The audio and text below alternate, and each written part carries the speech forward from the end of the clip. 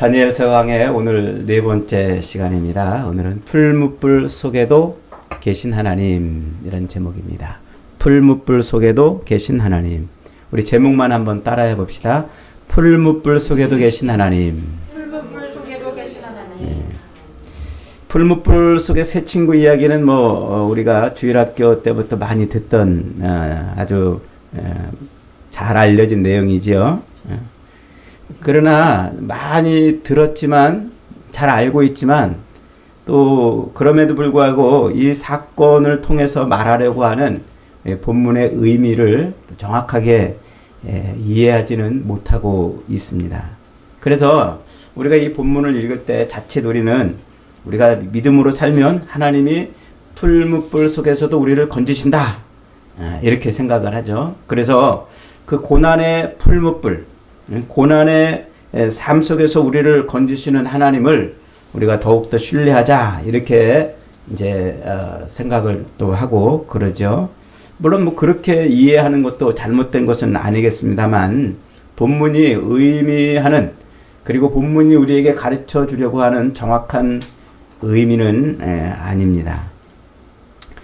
성경이 믿음의 사람들을 통해서 가장 중요하게 다루고 또 가장 증명하고 싶어하는 문제는 하나님은 도대체 얼마나 크신 분인가, 또 하나님은 세상의 신들과는 어떻게 다르신 분인가, 이것을 증명하고 싶어해요. 지금 유대인들은 바벨론이라는 나라의 포로가 되어서 느부갓네살 왕을 섬기며 살아야 했습니다. 하나님을 섬기며 살아야 될 백성들이 느부갓네살 왕을 섬기고 느부갓네살 왕이 섬기는 그 신 앞에 무릎 꿇고 살고 있다는 것이죠. 그러니까 바벨론의 포로로 잡혀와서 하나님이 아닌 느부갓네살 왕과 느부갓네살 왕이 섬기는 그 신을 섬기며 살아야 하는 그 백성들, 그들에게는 무엇이 필요했을까요? 하나님이 진짜 살아계신가? 하나님이 정말 다른 모든 신들보다 위대한 신인가? 여기에 대한 답이 필요했던 것이죠. 오늘 본문에 소개되고 있는 이 한바탕 싸움은 바로 그에 대한 답을 주는 싸움입니다. 다니엘의 세 친구 사드락과 메삭과 아벳느고는 자신들을 지배하고 자신들이 섬기는 바벨론과 느부갓네살 왕 앞에서 자기들의 지금껏 섬겨왔던 그 하나님이 진짜 천상 천하의 최고의 신이며 바벨론의 신들과는 본질적으로 다른 전능하신 하나님이시라는 것을 증명해 내야만 했던 것이죠. 그러니까 그들은 어릴 때부터 예루살렘에서 자기들이 부모로부터 배우고 말씀을 통해서 하나님이 어떤 분이신가 하는 것을 배워왔는데, 지금 삶의 현장은 우상을 섬겨야 되는, 그리고 이방 왕을 섬겨야 되는 그런 처지에 내몰려 있는 거예요. 그러니까 그들에게 궁금한 거죠. 하나님은 도대체 어떤 분인가? 우리가 지금껏 섬겨오던, 우리가 지금껏 예배해오던 그 하나님은 어디 가셨을까? 그 하나님은 이 바벨론의 모든 신들보다 못한 신이신가? 그 하나님은 이 바벨론의 모든 신들을 물리치실 능력이 없으신 건가? 이런 궁금증, 이런 의문에 답을 가져야 했던 것입니다. 당시 세상을 지배하고 있던 이 바벨론의 느부갓네살 왕은 거대한 금신상을 만들고 자기가 점령한 모든 나라, 모든 신, 모든 민족이 그 앞에 절을 하도록 했습니다. 왜 그렇게 했을까요?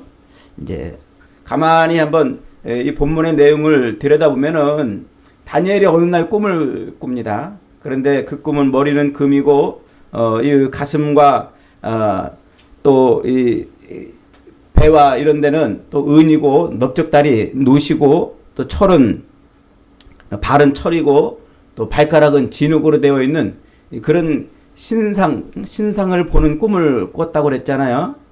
근데 그것이 무슨 꿈인지를 몰라서 모든 박수와 술객들을 다 모아놓고 해몽을 좀 해달라고 합니다. 그런데 그 꿈을 아무도 해몽을 해주지 못하는 거예요. 거짓말이라도 해몽할 수 없는 그런 상황이 돼버린 거죠. 왜냐하면 느부갓네살이 꾼 꿈까지 맞춰야 되니까 말이죠. 그러니까 아무도 그 꿈을 해몽하지 못하는 상황에서 누가 그 꿈을 해몽합니까? 다니엘이 그 꿈을 해몽했습니다.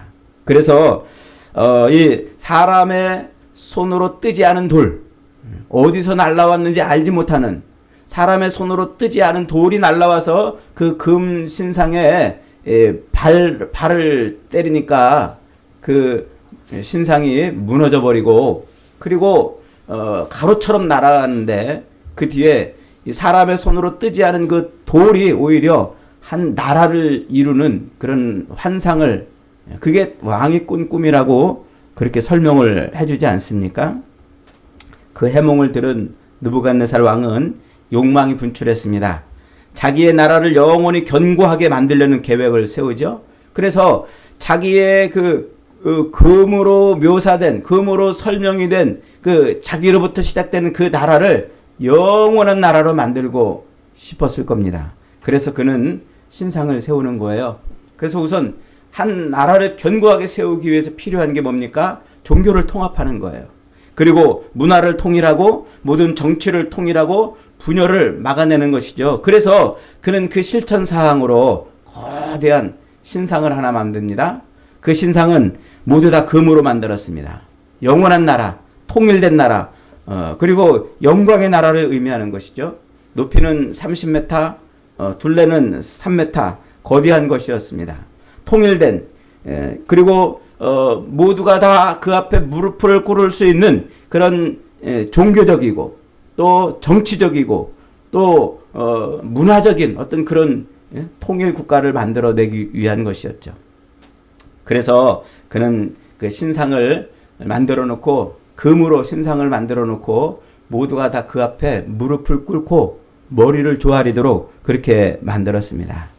드디어 그 신상의 그 제막식 날 풍악 소리가 나고 모두가 다 엎드려 경배하는데 딱 세 사람만 오똑 서가지고 무릎을 꿇지 않는 것이었습니다.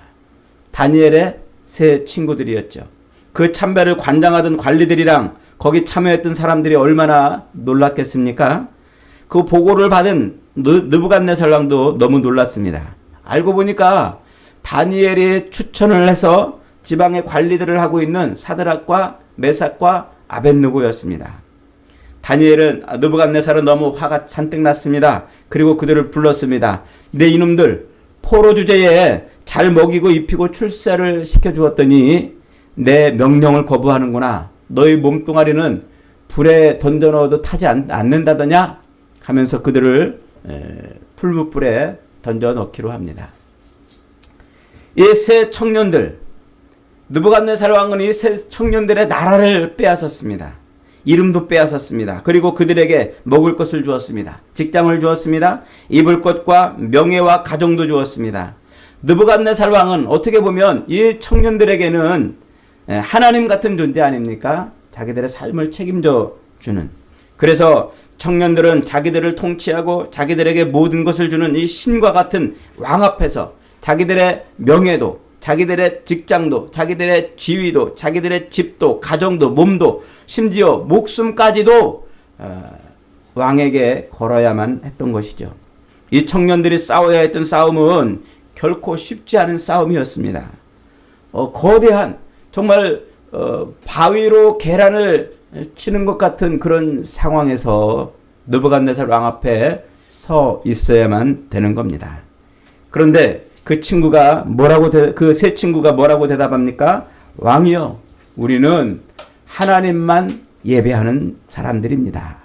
왕이 우리를 풀무불 속에 던져 넣으시면 하나님이 우리를 그 불꽃 가운데서 건져내 주실 것이지만 만약 그리하지 아니하실지라도 우리는 왕의 신상에 무릎을 꿇을 수 없습니다.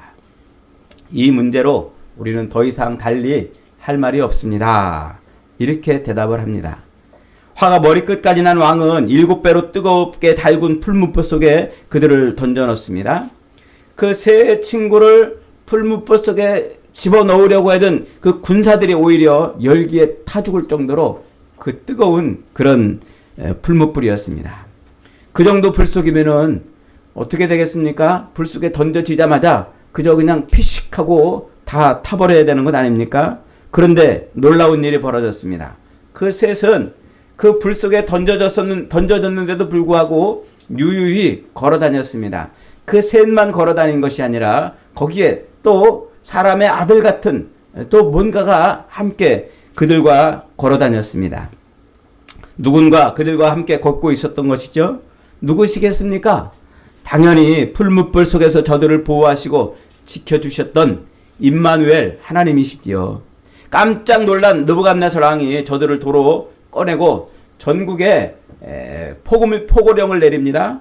앞으로 이 세 친구의 하나님을 우습게 보는 자들이 있으면 그 집을 걸음터로 삼고 몸을 쪼개버릴 것이다. 이런 구원을 베푸실 분은 오직 그들이 믿는 하나님밖에 없도다. 이런 놀라운 고백을 합니다. 이것이 오늘 본문이 말하고 있는 내용이지요. 여러분, 오늘 본문이 지금 우리에게 무엇을 말해 주려고 하는 것입니까? 오늘 저와 여러분이 믿음으로 사는 이 삶 속에 우리는 얼마든지 우리의 모든 것을 통치하고 지배하고 우리의 생명까지도 위협하는 그런 금신상 앞에 절하느냐 마느냐의 선택의 기로에 서 있다고 말하고 있는 것입니다. 오늘날 우리가 이 땅을 살면서 우리로 하여금 우리의 모든 직장을 주고 또 우리의 모든 삶의 문제를 해결해주는 그런 금신상이 뭐겠습니까? 그것은 바로 금빛 찬란한 황금 만능의 종교 아니겠습니까? 오늘 수많은 사람들이 무릎 꿇고 수많은 사람들이 찬양하고 수많은 사람들이 바라고 기대하는 그런 종교가 뭡니까? 뭐니 해도 머니가 최고라고 돈입니다. 돈. 경제 제일주의죠. 오늘날 무엇이든지 다 돈으로 통합니다. 돈이면 뭐든지 다 해결이 되고 돈이면 뭐든지 다 이룹니다. 그래서 사람들은 다 돈으로 이 땅을 살려고 애를 쓰고 돈이 자기의 생명을 책임져주는 삶을 살아가는 것이죠. 그래서 더 많이 가지려고 하고 악을 쓰고 길을 쓰고 그렇게 사람들은 돈에 목숨을 걸고 돈에 무릎을 꿇고 있는 것입니다. 그래서 사람들은 새벽부터 밤늦게까지 한 푼이라도 더 자기 생명을 유지하기 위해서 돈을 움켜쥐려고 몸부림을 치는 거예요. 자기 지쳐 죽을 때까지 긁어 모으고 보약을 해 먹으면서까지 돈 그러면서 사는 겁니다. 이 황금의 힘, 이 황금 신상의 힘이 얼마나 막강한지 이 앞에 절하지 않은 사람은 살아남기 어려운 세상이 되었어요. 그래서 오늘날 사람들이 그러는 거예요. 돈 없으면 곧 죽는다. 그러는 거예요. 그래서 오늘 우리도 예수를 믿고 믿음으로 산다고 말하는 우리조차도 세상에서 돈 없으면 죽는다고 하는 그런 세상의 철학과 가치와 이 세계관에 따라서 사는 거예요. 그래서 돈이 우리 인생의 모든 문제를 해결할 것이라고 그렇게 생각하고 있는 것이죠. 무섭고도 슬픈 현실은 이미 교회 안에도 이런 풍악소리와 함께 머리 숙여 돈의 신 앞에 무릎 꿇고 절하는 교인들이 너무나 많다는 겁니다. 많아도 너무나 많습니다. 이제 오히려 교인들끼리도 서로 돈이 아니면 이 땅을 살 수 없는 것처럼 그렇게 말하고 교제할 정도가 돼버렸어요. 저도 예전에 신방을 이렇게 가보면은요, 성도들 신방 가면 기도 제목을 꺼내놓잖아요. 그런 기도 제목을 이렇게 들어보면 그 기도 제목의 핵심에 전부 돈이 들어있어요. 하나님이 아니라 돈, 믿음이 아니라 돈이 들어있습니다. 하나님과 재물을 겸하여 섬길 수 없다고 하신 예수님의 말씀 앞에 보란 듯이 그들은 우리는 하나님과 재물을 겸하여 섬길 수 있다고 말하는 것처럼 보였습니다. 기가 막히죠? 정말 예수님은 하나님과 재물을 겸하여 섬길 수 있음을 모르고서 우리에게 너희가 하나님과 재물을 겸하여 섬길 수 없다고 이렇게 말씀하신 걸까요? 여러분, 다니엘서는 계시의 책이라고 그랬죠? 동시에 그러면서 예언의 책입니다. 다루고 있는 사건 하나하나가 예언이고 예고편이라는 말이죠. 그것은 역사 속에서 계속 모양만 달리하면서 되풀이될 미래의 일들을 보여줌으로써 믿음으로 산다는 것이 무엇인지를 가르쳐 주려는 것입니다. 그러니까 그 느부갓네살 왕이 세웠고 그 앞에 모두 무릎 꿇게 했던 그 금신상, 그 금신상은 역사 속에서 모양만 달리하고 그러나 계속 나타날 적그리스도, 신앙을 멈추게 하고 하나님에게서 떨어지게 하고 하나님과 상관없는 삶을 만들도록 하는 바로 그런 것이라고 하는 것이죠. 그래서 그것은 계속 우리 앞에 나타나서 그 앞에 절하라. 절하지 않으면 풀무불 속에 들어가리라. 이렇게 외치고 있는 거예요. 그래서 오늘날 우리가 이 땅을 살 때 가만히 보면은요, 우리 성도들도 전부 금신상 앞에 절을 합니다. 그러지 않으면 살아갈 수 없을 것처럼 그렇게 말하죠. 오늘 다니엘의 이 세 친구들이 우리에게 가르쳐 주려는 것이 바로 그겁니다. 믿음의 눈을 뜨고 보면 하나님이 보인다는 것입니다. 믿음의 눈으로 보면 거대한 금신상보다 더 큰 하나님이 보인다는 거예요. 믿음의 눈으로 보니까 눈을 부릅뜬 느부갓네살 왕보다도 더 크신 하나님이 보이시는 겁니다. 믿음의 눈으로 보니까 맹렬히 타는 풀무불 속에서도 자기들과 함께하는 하나님이 보이는 것입니다. 믿음의 눈으로 보니까 풀무불 건너편에서 맹렬히 타는 지옥의 불이 보인다는 것입니다. 그래서 그들은 당당하게 그렇게 말할 수 있는 것이었어요. 왕이여, 왕이 우리를 풀무불 속에 던져 넣더라도 하나님이 우리를 구원하실 것입니다. 혹시 그리 아니하실지라도 우리는 왕의 신상 앞에 절하지 않겠나이다. 오늘 이 세 친구들의 이 고백으로 말미암아 얻어낸 것이 무엇입니까?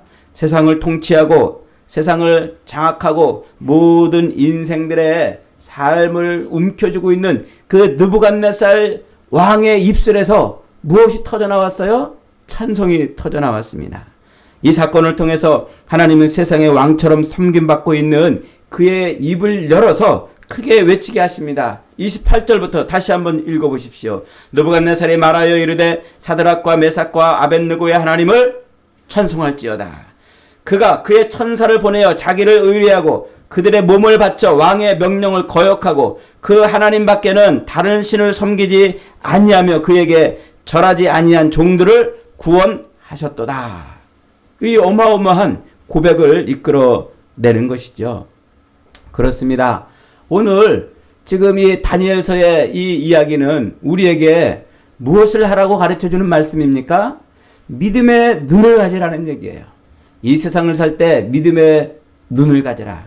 세상 사람들이 끼고 있는 안경을 가지고 세상을 살지 말고, 세상 사람들이 보고 있는 관점으로 세상을 살지 말고 그리스도인의 안경을 끼고 세상을 보라는 거예요. 그렇게 믿음의 안경을 끼고 세상을 보면 누가 보인다고요? 하나님이 보인단 말이에요. 세상 모든 것을 통치하시는 하나님, 세상 모든 것을 주관하시는 하나님, 세상 모든 생명을 살리고 죽이시는 하나님이 보이신다고 말씀하고 있는 겁니다. 여러분들은 지금 얼마나 믿음의 눈을 열고 살고 있습니까? 여러분들은 얼마나 여러분의 삶의 속에서 믿음의 눈을 뜨고 살고 있는지 말이죠. 지난주에 우리가 말씀을 통해서 예배당과 우리의 직장에서의 다른 모습이 뭐라고 그랬습니까? 예배당에 오면 하나님으로 충만해요. 예배당에 오면 하나님이 내 모든 것이 되시고 내 전부가 되십니다. 그러나 예배당 문을 벗어나서 내 직장으로 가고 내 사업장으로 가고 내 삶의 현장 속으로 들어가면 어느 틈인가 하나님은 내 인생의 책임자, 내 인생의 전부가 아니라 세상에 있는 세상 원리와 방법과 철학들이 내 인생을 끌고 가고 있다고 그러지 않았습니까? 지속해서 집요하게 지금 다니엘이 우리에게 말해주고 싶은 게 뭡니까? 하나님은 예배당 안에서뿐만 아니라 저 세상에서도 여전히 하나님이시라는 거예요. 하나님은 이 예배당 안에서뿐만 아니라 우리의 가정에서도 하나님이시고 우리의 직장에서도 하나님이시고 이 모든 세상 속에서도 하나님이시라고 가르쳐 주고 있는 것입니다. 세상은 돈이 없으면 죽는다고 그러잖아요. 돈 없으면 그래서 죽을 것처럼 그렇게 그 돈 앞에 무릎 꿇고 살게 만들잖아요. 그래서 이 세상이 돌아가는 그 원리, 세상의 모든 것이 돌아가는 그 원리 앞에 무릎을 꿇고 살아야 살 수 있다고 그렇게 가르칩니다. 그래서 그 원리와 그 방법, 그것이 아니면 죽는다. 그것이 아니면 죽는다고 그런 두려움을 심어주잖아요. 신상 앞에 절하지 않으면 풀무불 속에 던져진다고 외치는 것처럼 세상의 원리와 세상의 방법과 세상의 철학을 따라 살지 않으면 죽을 것이다는 그런 이야기를 우리에게 해주는 겁니다. 사람들은 다 죽을까봐 두려워서 세상의 원리에 방법에 철학에 무릎 꿇고 사는 거예요. 죽을까봐. 그런데 다니엘의 이 세 친구들은 죽는다고 겁을 주고 분명히 경고를 하고 있는 그 말 앞에서도 신상 앞에 절하지 않았어요. 그리고 실제로 어떻게 됐습니까? 죽음에 던져졌어요. 풀무불이 뭡니까? 죽는 곳 아닙니까? 그 죽음에 던져졌는데 그 죽음에 던져진 그 속에서 그들은 무엇을 경험합니까? 하나님을 경험하는 거예요. 여러분, 우리가 예수를 믿는다는 게 뭡니까? 예수를 믿으면 우리는 죽어도 죽지 않는 거예요. 영원한 삶을 누리는 거죠. 예수를 믿는 것은 죽어도 죽지 않는 것이고 예수를 믿는 것은 영생을 얻는 것이라고 그러잖아요. 그러니까 우리가 이 땅에서 너 죽는다 하는 그런 협박과 위협 때문에 신앙을 버리고 믿음을 버리고 예수를 버리고 십자가를 버리고 사는 것이 아니라 그 위협을 무릅쓰고라도 우리가 믿음을 지켜 산다면 우리는 뭘 얻는 거예요? 영생을 얻는 거예요. 영생. 그게 지금 오늘 이 풀무불 사건을 통해서 말씀해 주고 있는 겁니다. 죽을까봐 걱정하지 마세요. 죽을까봐 두려워하지 마세요. 우리는 이 땅에서 그리스도 예수를 통해서 절대로 영원한 삶을 사는 그런 존재들이 된 것입니다. 믿으시기를 바랍니다.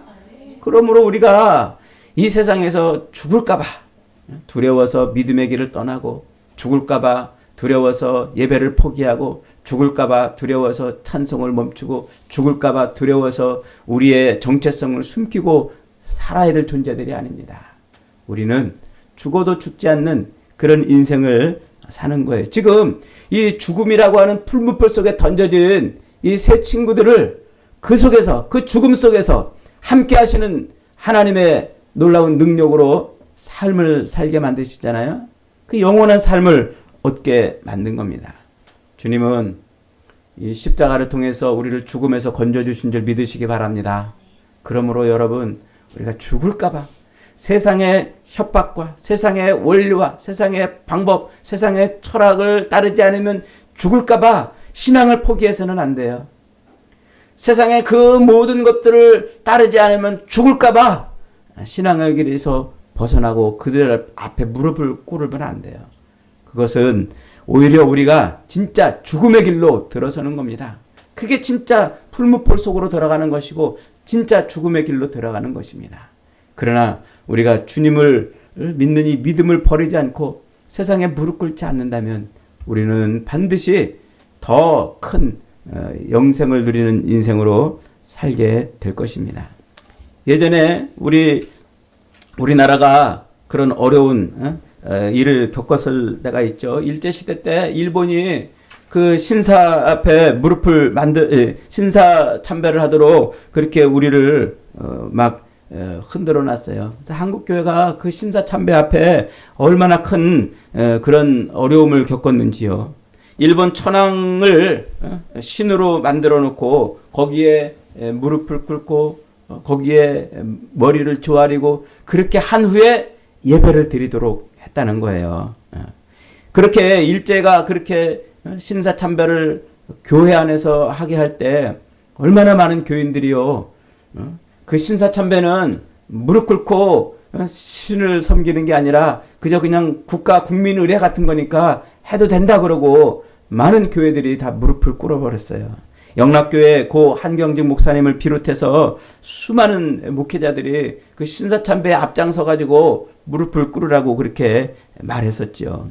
그때 한국교회는 아주 초토화되어 버렸습니다.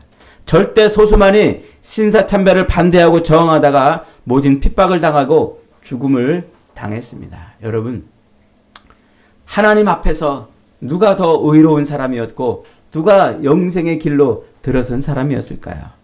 오늘 이 세상은 끊임없이 우리를 하나님에게서 떼어놓으려고 하나님과 상관없이 살게 하려고 수많은 미혹들로 우리를 유혹합니다. 그런 유혹 앞에 무릎을 꿇지 마세요. 그런 유혹 앞에 엎드리지 마세요. 우리는 죽어도 죽는 그런 삶을 사는 사람들이 아니라 죽어도 사는 사람들인 것입니다. 그러므로 우리는 이 세상의 원리, 세상의 철학, 세상의 방법, 세상의 가치관에 무릎 꿇고 세상적인 방법을 추구하며 사는 사람들이 아니라 오직 예수 그리스도의 십자가를 붙들고 사는 사람들입니다. 그래서 그리스도의 십자가를 통한 영생이 우리 안에 어떤 삶 속에서도 임하는 은혜를 누리게 되는 것입니다. 그것이 풀무불 속일지라도 말이죠. 사랑하는 여러분, 주님은 지금도 살아계신 줄 믿으시기 바랍니다. 하나님은 지금도 살아계셔서 세상 모든 것을 통치하시고 세상 모든 만물들이 그 앞에 무릎 꿇고 그 영광을 드러내기를 원하고 계셔요. 이 어마어마한 하나님의 음성은 못 듣고 세상이 우리를 세상의 원리와 방법을 따라 안 살면 죽는다는 그 소리에 귀를 뺏기고 마음을 뺏겨서 우리가 엉뚱한 것에 무릎 꿇고 살면 안 되겠습니다. 오늘도 하나님은 살아계신 분이십니다. 우리 인생의 모든 것을 책임지시는 분이십니다. 우리는 죽어도 죽지 않는 영생을 사는 사람들입니다. 그러므로 더럽고 악하고 음란하고 패역한 그런 우상에 무릎 꿇고 사는 것이 아니라 오직 하나님을 찬송하며 사는 저와 여러분이 되어서 풀무불 속에서라도 하나님과 함께 사는 복된 인생들 다 되시기를 주님의 이름으로 축복합니다.